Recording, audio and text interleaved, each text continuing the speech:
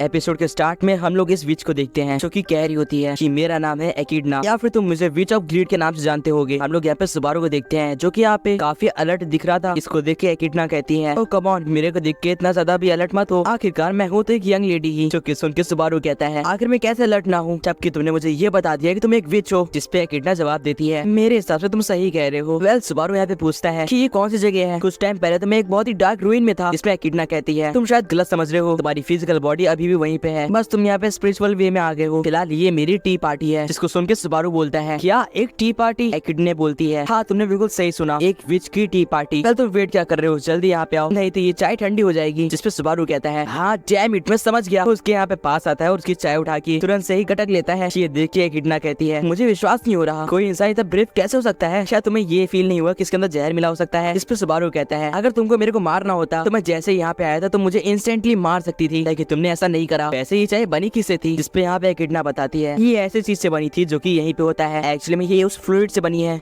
जो कि मेरी बॉडी के अंदर बनता है। अब ये सुन के सुबारू कहता है, क्या तुम पागल हो? तुम अपने मेहमान के चाय में ऐसा कैसे मिला सकते हो कुछ भी? जिसपे एकिडना कहती है, सच में काफी ज्यादा शानदार है, तुम मेरे सामने ऐसे खड़े हो जैसे कि एक नॉर्मल सिचुएशन है। जिसपे सुबारू कहता है, क्या तुम ये सोच रही हो कि मैं तुमको देख के तुम्हारी खूबसूरती की वजह से तुम्हारे प्यार में पड़ जाऊंगा? अगर हाँ तो फिर तुम गलत हो। जिसपे एकिडना कहती है, तुम गलत समझ रहे हो, आधे से ज्यादा लोग तो मेरे को देखते ही मेरे सामने ही उल्टी कर देते हैं, तो ऐसा तो बिल्कुल भी नहीं है। जिसके बाद सुबारू एकिडना से पूछता है, अब मुझे ये बताओ कि तुम मेरे से क्या चाहती हो? एकिडना इसे बहुत ही नॉर्मली जवाब देती है कि मैं कुछ नहीं चाहती, एट द एंड यहाँ पे तुम खुद आए हो, मैंने तुम्हें यहाँ नहीं लाया और तुम जब भी चाहो मैं तुम्हें वापस भेज सकती हूँ। लेकिन एक बार सोच लो, विच के आमने सामने बैठ के उसे सवाल पूछना कि हर किसी की किस्मत में नहीं होता, बल्कि सिर्फ तुम्हारी किस्मत में है ये। चलो सबसे पहले यहाँ पे जितनी भी अननेसेसरी चीजें हैं उन सबको मैं गायब कर देती हूँ। जिसके बाद वो इस पूरे के पूरे वर्ल्ड को जो कि इमेजिनेशन से बना हुआ था उसको तोड़ देती है और एक वॉइड जैसी जगह पे चली जाती है। इसके बाद वो बोलती है, वेल अब तुम मुझसे क्या पूछना चाहोगे? क्या तुम डेफने जो कि विच ऑफ ग्लूटनी है उसके बारे में जानना चाहोगे, जिसने इन बीस्ट को बनाया है जो कि गॉड्स के खिलाफ जाते हैं अपने स्टारवेशन यानी कि अपने भूख को मिटाने के लिए? या फिर विच ऑफ लस्ट कर्मेलिया जिसने यहाँ पे नॉन ह्यूमंस के अंदर प्यार की यहाँ पे भावना डाल दी ताकि वो भी सबके साथ मिलजुल के रह सके? या फिर विच ऑफ वर्थ मिनेर्वा जो लोगों का यूज करती है अपने आप को हील करने के लिए और अपने फॉर टाउन वर्ल्ड को बचाने के लिए? या फिर विच ऑफ स्लॉथ सेकमेथ जिसने यहाँ पे ड्रैगन्स को जन्म दे दिया उन वाटरफॉल्स के दूसरे साइड जस्ट बिकॉज की वो रेस्ट करना चाहती थी? या फिर विच ऑफ प्राइड टाइफोन जो कि बहुत ही यंग और इनोसेंट है लेकिन बहुत ही क्रूरता के साथ वो यहाँ पे क्रिमिनल्स को जज करती है? या फिर विच ऑफ ग्रीड एकिडना जो कि यहाँ पे इस दुनिया भर की नॉलेज के लिए अपना लालच कभी खत्म नहीं कर पाती और उसने पास्ट में ऐसे काम करे हैं जिसके लिए अब वो रिग्रेट करती है? या फिर विच ऑफ एनवी जिसने इन सारी विचेस को मार दिया और उनको यूज करा अपने फायदे के लिए जबकि पूरा वर्ल्ड उनके खिलाफ जा रहा था? हम यहाँ पे सुबारू को देखते हैं जो कि काफी डर चुका था क्योंकि अब उसको इस दुनिया की रियलिटी मालूम पड़ रही थी। साथ साथ में हम लोग यहाँ पे विच ऑफ एनवी का चेहरा भी देखते हैं जो कि ब्लरी था। फिलहाल यहाँ पे एकिडना कहती है, शायद से मैंने तुम्हें कुछ ज्यादा डरा दिया, मुझे माफ करना, आखिर मैं हूँ ही एक विच और ये मेरा नेचर है। इसके बाद हम देखते हैं कि सुबारू की बॉडी में कुछ चेंजेस आते हैं। तो पूछता है कि तुमने क्या करा है? इस पे एकिडना कहती है, मेरी टी काफी जल्दी काम करने लग गई, मैंने ज्यादा कुछ नहीं, विच ऑफ एनवी का रेजिस्टेंस बढ़ा दिया है जिससे हम लोग यहाँ पे शांति से बात कर पाए। हाँ वेल अब पूछो कि तुम मुझसे क्या पूछना चाहते हो? सुबारू अभी भी पूछ रहा होता है कि तुमने मेरी बॉडी के साथ क्या करा है? इस पे एकिडना बोलती है, गलत मत समझना, मैंने कुछ गलत नहीं करा है, उसका उल्टा तुम यहाँ पे एग्जिस्ट कर रहे हो, यही मेरे लिए बहुत ही अनोखी बात है। फिलहाल जहाँ तक मुझे याद है तुमने पिछले कुछ दिनों में यहाँ पे विच ऑफ एनवी का ये बहुत ही खास प्यादा शिन आर्बिशॉप स्लॉथ को मारा है ना? जब से तुमने उसे मारा है विच फैक्टर अब तुमको उसका असली हकदार समझ चुका है और इसी वजह से शायद से तुम इस ग्रेवयार्ड में बिना हार्म हुए एंटर कर पाए हो। सुबारू यहाँ पे चिल्ला के पूछता है कि आखिर उसका ग्रेवयार्ड से क्या मतलब है, क्या ये भी उसी तरह है? इस पे एकिडना बताती है कि ये विच का ग्रेवयार्ड है जहाँ पे मेरी सोल एज अ प्रिजनर कैद है और इस जगह का नाम सेंचुरी है। अब सेंचुरी का नाम सुनते ही यहाँ पे सुबारू कहता है, तुमको इसके बारे में क्या पता है? क्या हम लोग यहाँ पे पहुंच चुके हैं? इस पे एकिडना कहती है, तुम्हारी इस हरकत को मैं क्या नाम दूं, बहादुरी या फिर पागलपन? तुम्हें पता है ना मैं एक विच हूँ? जिसपे सुबारू कहता है, फिजूल की बातें बंद करो और मुझे बताओ कि जिस फॉरेस्ट से मैं होके आया हूँ क्या वो सेंचुरी की तरफ ही जाता है? इस पे एकिडना बोलती है, हाँ तुमने सही कहा, ये रूइन उसी के रास्ते में पड़ता है और सेंचुरी अलग जगह है। वेल तुम मुझसे और क्या पूछना चाहोगी? मेरे ख्याल से तुम्हारे पास पूछने के लिए और भी बहुत कुछ होगा। लेकिन सुबारू कहता है कि मुझे वापस भेज दो, तुमने कहा था ना जब मेरे को मन होगा तो मुझे वापस भेज दोगी, तो मुझे वापस भेज दो। जिस पे एकिडना कहती है, एक सेकंड रुको, क्या तुम्हें मुझसे कोई और सवाल नहीं पूछना? अरे मेरी बात सुनो तो, तुम्हें पता है ना मैं विच ऑफ ग्रीड हूँ, मेरे पास कितनी नॉलेज है, जरा एक सेकंड वेट तो करो, रिलैक्स, हम रिलैक्स होकर बातें कर सकते हैं। लेकिन सुबारू उसको भाव ही नहीं देता, इनफैक्ट वो कहता है कि उसको इंटरेस्ट नहीं है और इस टाइम उसका एमिलिया को सेव करना है। साथ में वो ये भी कहता है कि टाइम मिलेगा तो मैं वापस आऊंगा इस टी पार्टी में। इस पे एकिडना कहती है, मुझे विश्वास नहीं हो रहा, चलो यार एटलीस्ट जाने से पहले मेरा खर्चा पानी तो देते जाओ। इस पे सुबारू कहता है, माफ करना लेकिन मेरे पास फुटी कौड़ी नहीं है देने के लिए, मैं पूरा गरीब हूँ। एकिडना कहती है, हम विच पैसे नहीं लेते, हम प्रॉमिस लेते हैं, प्रॉमिस करो कि तुम इस बारे में किसी को भी नहीं बताओगे और चलो मैं तुमको एक गिफ्ट भी देती हूँ, तुम बिना किसी दिक्कत के उस ट्रायल के अंदर जा सकते हो और उस ट्रायल को कंप्लीट भी कर सकते हो। सुबारू कह रहा होता है कि ट्रायल क्या है और इससे मेरा क्या फायदा? एकिडना कहती है, वेल तुम्हें बहुत ही जल्द मालूम पड़ जाएगा। जाएगा और तुम बाद में मेरे को थैंक्स भी बोलोगे। इसके बाद वो यहाँ पे सुबारू की हेड पे अपने फिंगर से नॉक करती है और सुबारू अंधेरे में गिरता ही चला जाता है। अगले सीन में सुबारू की आंखें उसी रूइन के अंदर खुलती हैं। वो कह रहा होता है कि उसे जल्द से जल्द यहाँ पे बाकी लोग को ढूंढना होगा। वो साथ साथ में ये भी सोच रहा होता है कि जहाँ तक उसे याद है किसी ने उससे कुछ कहा था, लेकिन जैसे ही वो बाहर आता है वो अपने सामने ओतो को पड़ा देखता है। वो कह रहा होता है ओतो तुमको क्या हुआ, यहाँ पे क्या चल रहा है। तभी उसके नीचे कोई बंदा होता है जो कि कह रहा होता है आउटसाइडर तुम्हें यहाँ पे चौकन्ना रहना चाहिए था। और वो बंदा यहाँ पे सुबारू को उठा के फेंक देता है, लेकिन सही टाइम पे पैट्रिशिया सुबारू को उड़ते हुए देखती है और उसको बचाने के लिए आगे भागती है। लकीली पैट्रिशिया यहाँ पे सुबारू को बचा भी लेती है। सुबारू डायरेक्ट यहाँ पे गद्दे पे आके गिरता है। देख रहा था कि उसको कुछ भी हार्म नहीं हुआ है। जिसके बाद वो अंदर यहाँ पे जाग के देखता है ये देखने के लिए एमिलिया अंदर है कि नहीं। एमिलिया को अंदर देख के वो चैन के सांस लेता है क्योंकि उससे लग रहा था कि कुछ गलत ना हो गया हो। फिलहाल अब ये बंदा कह रहा होता है सच में तुम्हारा रोड ड्रैगन तो कमाल का है, उसने तुरंत तुम्हें बचाने का फैसला लिया। फिलहाल यहाँ पे पैट्रिशिया चिल्लाते हुए इसके ऊपर अटैक करने के लिए आगे बढ़ती है, लेकिन उसके ठीक पास आके भी उसे उड़ा नहीं पाती। और ये बंदा कह रहा होता है फिक्र मत करो प्यारे दोस्त, मैं तुम्हें थोड़ी देर की नींद देने वाला हूँ, ज्यादा कुछ नहीं। और वो पैट्रिशिया को उठा के पटक देता है, जिससे पैट्रिशिया वहीं पे बेहोश हो जाती है। अभी बंदा कह रहा होता है तुम्हें बाद में अपने रोड ड्रैगन को थैंक्स कहना ही होगा तुमको बचाने के लिए। अभी टाइम है कि मैं तुम्हारा चूरमा बना दूं। लेकिन तभी सुबारू चिल्ला के कहता है तुम फेडरिका को जानते हो ना। ये सुन के ये बंदा वहीं के वहीं रुक जाता है और कहता है तुम्हारे इस गंदे से मुंह से उसका नाम कैसे निकला। जिससे सुबारू कहता है जरा कॉमन सेंस लगा के देखो, एक बार सोचो तो। ये बंदा कह रहा होता है मैंने सोच लिया और मुझे कुछ समझ नहीं आ रहा, इसलिए मैं तुम्हारा चूरमा बनाने वाला हूँ। इस पर सुबारू कहता है ऑफ कोर्स मैं उसको जानता हूँ, आप क्या तुम रुक सकते हो थोड़ी देर के लिए। और मेरे ख्याल से तुम्हारा नाम ही ग्राफिल होगा। फिलहाल ये इसका नाम सच में ग्राफिल होता है और ये कह रहा होता है तुम्हें मेरा नाम पता है, इसका मतलब तुम सच कह रहे हो। और सुबारू चैन की सांस लेता है। ये कहते हो कि अभी तो वो डर ही गया था। फिलहाल अगली सीन में ओतो फिर से ड्राइविंग पे लग जाता है और कह रहा होता है मैं फिजूल में ही मार खा गया। फिलहाल एमिलिया अभी भी बेहोश होती है और ग्राफिल कह रहा होता है तुम्हें मुझे पहले बता देना चाहिए था, तुम फिजूल में मेरे से मार खाते खाते बच गए। फिलहाल अगर मैं गलत नहीं हूँ तो यही वो हाफ एल्फ है ना जिसका नाम एमिलिया है। सुबारू कहता है तुम्हें उसे हाफ एल्फ नहीं कहना चाहिए, लेकिन हाँ यही एमिलिया है। जिस पे यहाँ पे ग्राफिल कहता है अगर तुमको मुझसे फाइट करनी है तो फिर ठीक है, मैं तुम्हें अच्छे से सबक सिखाऊंगा। सुबारू कहता है मेरा वो मतलब नहीं था, लेकिन आगे से ध्यान रखना। लेकिन तभी सुबारू नोटिस करता है कि एमिलिया को यहाँ पे वापस होश आ रहा था। एमिलिया जैसे ही देखती है कि यहाँ पे एक अननोन बंदा रखा है, वो सुबारू के आगे खड़े जाती है ये कहते हुए कि वो सुबारू को कुछ भी नहीं होने देगी। जिस पे सुबारू कहता है एमिलिया तुम्हें इसकी जरूरत नहीं थी। ग्राफिल कह रहा होता है पैसे भी मैं तुम्हें नहीं मानने वाला, नहीं तो रम मुझे छोड़ेगी नहीं। अब रम का नाम सुन के यहाँ पे एमिलिया कहती है क्या रम। सुबारू बताता है कि यही ग्राफिल है। सुबारू यहाँ पे एमिलिया से बताता है कि ग्राफिल उनको गाइड कर रहा है कि सेंचुरी किस साइड है। सुबारू यहाँ पे ग्राफिल से भी पूछता है कि वहाँ पर राम रोजवाल और बाकी सब है ना। जिस पे ग्राफिल कहता है कि अगर तुमको मेरा विश्वास नहीं करना तो मत करो, लेकिन तुम्हारे पास कोई और रास्ता भी नहीं है, अब तुमको वहाँ जाना ही होगा क्योंकि सेंचुरी का हमने बैरियर पार कर दिया है। ये सुन के इन लोगों ने सेंचुरी का बैरियर पार कर दिया है, ये हैरान थे। ग्राफिल बताता है इसी वजह से तो एमिलिया यहाँ पे बेहोश हुई थी, क्या तुमने ये नोटिस नहीं करा। जिसके बाद ये लोग उस पेंडेंट को निकालते और कहते हैं सेम टाइम ये भी ग्लो कर रहा था, तो क्या इसका मतलब। फिलहाल सुबारू कहता है लेकिन ये सिर्फ एमिलिया पे वर्क करा, मेरे और ओतो को तो कुछ भी नहीं हुआ था। इस पे ये बंदा बताता है तुम्हें अभी तक समझ जाना चाहिए था, क्या तुम्हें अभी भी नहीं पता। इसके बाद एमिलिया कहती है क्या इसका मतलब। ग्राफिल बोलता है तुमने सही समझा, ये सिर्फ और सिर्फ डेमी ह्यूमंस पे काम करता है या फिर मिक्स ब्लड वाले लोगों पे, और तुम दोनों यानी कि ओतो और सुबारू हमारे लिए आउटसाइडर्स हैं। फिलहाल जैसे ये लोग बाहर यहाँ पे फेस लगा के देखते हैं ये लोग सेंचुरी पहुंच चुके थे। ग्राफिल बता रहा होता है रोजवाल इसको सेंचुरी कहता है, लेकिन ये सेंचुरी ऐसे बिल्कुल भी जगह नहीं है। इनफैक्ट ये बिल्कुल उल्टा है, यहाँ पे लोगों के पास ज्यादा खाने के लिए नहीं है और सेंचुरी एक ब्यूटीफुल प्लेस होती है, जो कि ये बिल्कुल भी नहीं है। फिलहाल कुछ देर चलने के बाद ये लोग घरों के पास पहुंच जाते हैं, जहाँ पे एक लेडी इनसे कहती है तुम लोगों ने यहाँ पे आने में काफी टाइम लगा दिया। एक्चुअली में ये रम होती है, क्योंकि ये बातें सुबारू से कह रही थी। सुबारू को देखते ही रम कहती है तुम यहाँ पे क्या कर रहे हो, मुझे नहीं पता था कि तुम भी यहाँ पे आने वाले होगे। अब मुझे समझ में आया कि यहाँ पे आने में तुम लोग को इतना टाइम क्यों लगा। इसमें सुबारू कहता है आखिर तुम मेरे बारे में कहना क्या चाहती हो। फिलहाल यहाँ पे रम एमिलिया को देख के अच्छे से ग्रीट करती है उसको, और रम ग्राफिल से कहती है तुम्हें पता है ना इस कैरेट को उसकी सही जगह दिखाओ। ग्राफिल कहता है हाँ हाँ ठीक है मैं समझ गया, और वो यहाँ पे ओतो को लेके चला जाता है। साथ साथ में सुबारू ओतो को बेस्ट ऑफ लक कह रहा था। ओतो कह रहा होता है कम ऑन तुम मुझे डेंजर में डाल रहे हो, लेकिन सुबारू कहता है तुमने एमिलिया को सेफ रखा, मैं तुम्हारा ग्रेटफुल हूँ, थैंक्स अ लॉट। और इतने में ही ओतो पिघल जाता है। जिसके बाद सुबारू रम को देखता है उदास होके। रम कहती है तुम उदास क्यों दिख रहे हो, क्या हुआ। सुबारू कहता है ज्यादा कुछ नहीं, एक्चुअली में तुम्हें देखे काफी टाइम हो गया था, हम लोग लास्ट टाइम तब मिले थे जब हम लोग यहाँ पे एमिलिया को मना रहे थे सब कुछ करवाने के लिए, क्या तुम ठीक हो। जिसपे रम कहती है फिक्र मत करो, मैं पहले की तरह ही एक हेल्दी और अच्छी मेड हूँ। जिससे सुबारू कहता है अगर ऐसी बात है तो फिर तो काफी बढ़िया है, लेकिन अंदर ही अंदर उसे पता था कुछ भी ठीक नहीं है क्योंकि रम यहाँ पे रैम को भूल चुकी है। फिलहाल वो रम से बोलता है कि एक्चुअली में मुझे तुमसे कुछ बताना था, और रम भी सीरियस हो जाती है क्योंकि उसको भनक लग गई थी कुछ तो सीरियस है। लेकिन तभी एमिलिया उनको बीच में रोकते हुए कहती है हमें अंदर चल के बात करनी चाहिए। इसके बाद रम वहाँ से चली जाती है और एमिलिया यहाँ पे सुबारू से कहती है मुझे माफ करना। सुबारू कहते कि कोई दिक्कत नहीं, ये सब मेरी ही गलती है, मैं डरपोक हूँ। एक्चुअली में जब रम ने रैम के बारे में नहीं पूछा तो मुझसे रहा नहीं गया। जिसपे एमिलिया कहती है तुम डरपोक नहीं हो, ये हर किसी के साथ होता है और मैं तुम्हारे साथ हूँ। साथ साथ में वो ये भी कहती है कि वो साथ मिलकर रैम को यहाँ पे ठीक करेंगे। जिसपे सुबारू कहता है कि वो भी अपने मरते दम तक एमिलिया का शील्ड बन के रहेगा। इसके अगले सीन में यहाँ पे एमिलिया और सुबारू रोजवाल से मिलने जाते हैं, लेकिन रोजवाल उस बेचारी तो पूरे बॉडी पे पट्टियां चढ़ी हुई थी। वेल मैं अपनी कहानी कहाँ से शुरू करूँ, बताने के लिए बहुत कुछ है, लेकिन यहाँ पे सुबारू कहता है पहली मेरी बात ध्यान से सुनो, हमारा अलायंस अभी भी ग्रस्ट सान के साथ बना हुआ है, क्या तुम अब मेरे पे विश्वास करते हो। हो, मेरे पे शक करना बंद कर सकते हो। इस पे रोजवाल कहता है हाँ हाँ मैं समझ गया, वैसे भी तुमने हमारे लिए बहुत कुछ करा है और मैं एहसानमंद हूँ। सुबारू कहता है क्या सच में? फिलहाल एमिलिया कहती है रोजवाल मुझे तुमसे कुछ पूछना है, इस जगह का नाम तुमने सेंचुरी रखा है, लेकिन उसके बावजूद ये जगह तो बहुत ही बदतर है और ये तो देख के लगता है कि ये एक, इसके बाद रोजवाल कहता है एक ग्रेवयार्ड हो, है ना, एक विच की ग्रेवयार्ड, क्या इसे ये कहना सेंस बनाता है? इस पे एमिलिया पूछती है कि तुम कहना क्या चाहते हो? इस पे रोजवाल कहता है ना कुछ कम ना कुछ ज्यादा, एक्चुअली में ये वो प्लेस है जहाँ पे विच ऑफ ग्रीड एकिडना ने अपना अंत देखा था और यहीं पे उसकी कहानी खत्म हुई थी। एकिडना का नाम सुन के सुबारू को एक झटका लगता है क्योंकि अभी अभी वो एकिडना से मिल के आया था। सुबारू कहता है क्या तुम स्टोरी को कॉम्प्लिकेट करने की जगह आसान भाषा में बता सकते हो यहाँ क्या हुआ था? एक्चुअली में ये जगह मैथर्स फैमिली के द्वारा जनरेशन से यहाँ पे गाइड करी जा रही है। इसके बाद मैथर्स फैमिली और विच ऑफ ग्रीड के द्वारा एकिडना का जन्म हुआ था। इट मींस कि एकिडना उन दोनों की ही बेटी है। इसलिए यहाँ पे रोजवाल कहता है कि तुम लोग एकिडना को उसके नाम से बुलाओ, विच ऑफ ग्रीड उसे कहना ठीक नहीं होगा क्योंकि उसके पास इतनी इविल पावर्स नहीं है। तुम्हें नहीं लगता किसी को भी विच कहना बेकार होगा? क्यों मैंने सही कहा ना एमिलिया? इस पे यहाँ पे एमिलिया कहती है क्या इसीलिए वो लोग इस प्लेस को छोड़ से देते हैं? रोजवाल बताता है कि जो भी आउटसाइडर्स इन सारी कंडीशंस को मैच नहीं करते उन पे वो बैरियर काम करता है। फिलहाल यहाँ पे सुबारू पूछता है कि तुम आखिर इस तरह की कंडीशन में कैसे फंस गए जहाँ पे तुम्हारी कंडीशन इतनी बुरी हो गई? इस पे रोजवाल जवाब नहीं देता बल्कि राम बोलती है कि आपको ये सब अजीब नहीं लगता एमिलिया सान? इस पे एमिलिया बोलती है क्या? तो राम बोलती है कि जितने भी लोग यहाँ पे सेंचुरी में आए, रोजवाल और मैं भी, हम लोग वापस क्यों नहीं लौटे? इस पे सुबारू कहता है वो इसीलिए ना क्योंकि ये बेवकूफ यहाँ पे अपने आप को पूरी तरह से चोट पहुंचा चुका है। इस पे रोजवाल कहता है ऐसी बात नहीं है, एक्चुअली में हम लोग इस पूरी सेंचुरी में फंस चुके हैं और इससे बाहर नहीं जा सकते। जो कि सुन के ये दोनों शॉक हो जाते हैं क्योंकि इनको विश्वास नहीं हो रहा था। साथ में रोजवाल कहता है और अब तुम लोग भी